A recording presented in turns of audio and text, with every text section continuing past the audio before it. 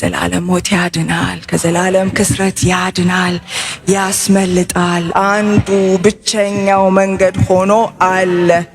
ማንም ማምለጥን ቢወድ በኢየሱስ ይምጣ። ማንም ማረፍን ቢወድ ወደ ኢየሱስ ይምጣ። ኢየሱስ መድኃኒታችን ነው። ለተቸገርንበት ነገር መድኃኒት ሆኖልናል።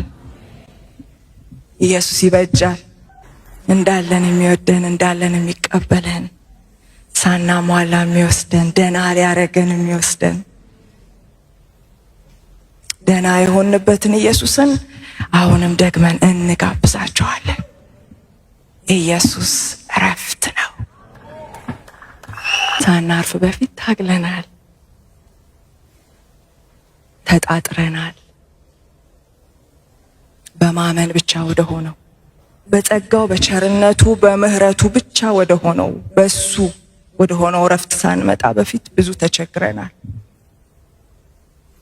አቅልሎት በቃ እንዲያው ወዶናል።